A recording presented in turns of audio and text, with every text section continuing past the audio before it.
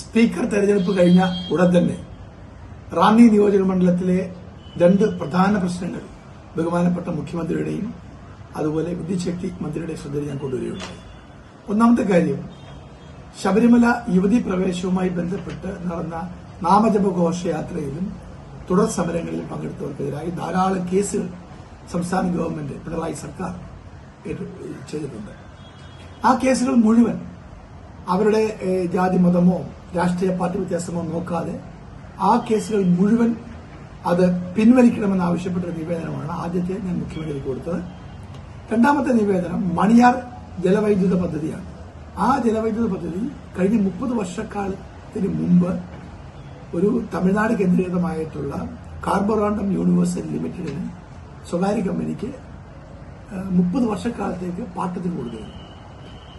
അത് ഒരു എഗ്രിമെന്റിന്റെ അടിസ്ഥാനത്തിലാണ്. ആ എഗ്രിമെന്റ് 2024 അവസാനിച്ചു. പക്ഷെ അതിനുശേഷം സർക്കാർ ഏറ്റെടുക്കുന്നില്ല.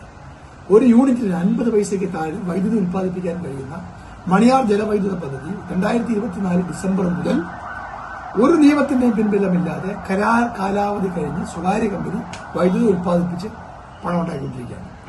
ഇടതുപക്ഷ മുന്നണി ഗവൺമെന്റ് അത് കാണാതെ പോയി. അത് വലിയ അഴിമതി അതിൽ പിന്നിൽ നടന്നിട്ടുണ്ട്. ആ അഴിമതി കണ്ടെത്തണം. അടിയന്തരമായി മണിയാർ ജലവൈദ്യുത പദ്ധതി ഗവൺമെന്റ് ഏറ്റെടുക്കണം. 2024 ഡിസംബർ കാലാവധി അവസാനിച്ച ആ നാൾ മുതൽ അവിടെ ഉൽപ്പാദിപ്പിക്കേണ്ട വൈദ്യുതിക്ക് മാർക്കറ്റ് വാല്യൂ കണക്കാക്കി പിഴ ഈടാക്കണം തുടങ്ങിയ 3 ആവശ്യങ്ങളാണ്.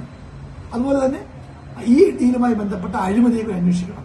ഈ 3 കാര്യങ്ങളാണ് മണിയാറിനെ സംബന്ധിക്കാൻ പറഞ്ഞിട്ടുള്ളത്. മറ്റൊന്ന്, കണ്ണൂർ ADM-ആയിരിക്കെ ദുരൂഹമായ സാഹചര്യത്തിൽ മരണമടഞ്ഞ നവീൻ ബാബുവിന്റെ മരണം CBI അന്വേഷിക്കണം എന്ന ആവശ്യമാണ്. ഈ 3 ആവശ്യത്തോടും മുഖ്യമന്ത്രിയും വൈദ്യുത മന്ത്രി ശ്രീ സണ്ണി ജോസഫും വളരെ അനുഭാവപൂർവമായ നിലപാടാണ് എന്നോട് സ്വീകരിച്ചത്. അടുത്ത ആഴ്ച ശ്രീ നവീൻ ബാബുവിന്റെ കുടുംബം മുഖ്യമന്ത്രിയെ കാണുന്നുണ്ട്. അപ്പൊ ഈ 3 ആവശ്യങ്ങളിലും ഇത് റാന്നിയുടെ പ്രധാനപ്പെട്ട ആവശ്യങ്ങളാണ്. ഇതുമായി ബന്ധപ്പെട്ടുള്ള നിവേദനമാണ് ഇനി ഞാൻ നൽകിയത്.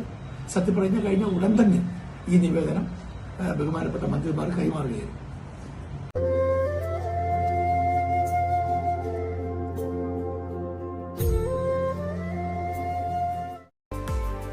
നമ്മുടെ കേരളത്തിൽ നിന്നുള്ള ശുദ്ധമായ സുഗന്ധവ്യഞ്ജന പൊടികൾ ന്യൂ ഡേ സ്പൈസസ് എത്തിക്കുന്നു.